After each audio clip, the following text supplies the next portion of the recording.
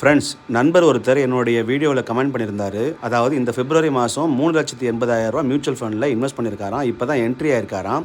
அவரோட ஃபிக்ஸட் டெபாசிட்டில் பார்த்தீங்கன்னா ₹1,00,000 இருக்கான். ஆல்ரெடி இப்போ இன்வெஸ்ட் பண்ணியிருக்க மியூச்சுவல் ஃபண்டு 5லேருந்து 6% டவுனில் இருக்கான். ஸோ ஃபிக்ஸட் டெபாசிட்டில் இருக்க ₹1,00,000 எடுத்து நான் மியூச்சுவல் ஃபண்ட் இன்வெஸ்ட் பண்ணலாமா ஒரு கொஷின் கேட்டிருந்தாரு.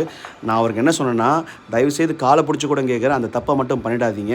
ஏன்னா உலகத்தில் மியூச்சுவல் ஃபண்டு மட்டும்தான் உங்களுக்கு ரிட்டர்ன் கொடுக்கணும்னா எல்லா பேங்க்குமே ஃபிக்ஸட் டெபாசிட்ன்ற ஒரு ஆப்ஷனையே க்ளோஸ் பண்ணிவிட்டு சும்மா உட்காந்துருக்கணும்.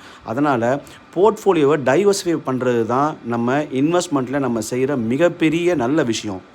அதனால் நம்ம இன்வெஸ்ட்மெண்ட் எப்பயுமே தங்கத்துலேயும் இருக்கணும், மியூச்சுவல் ஃபண்ட்லேயும் இருக்கணும், டைரக்ட் ஸ்டாக்லேயும் இருக்கணும், ஃபிக்ஸட் டெபாசிட்லேயும் இருக்கணும், ரியல் எஸ்டேட்லேயும் இருக்கணும். இதுக்கு பேர் தான் போர்ட்ஃபோலியோ மேனேஜ்மெண்ட். இது பார்த்திங்கன்னா ஒரு மிக சிறந்த கலை.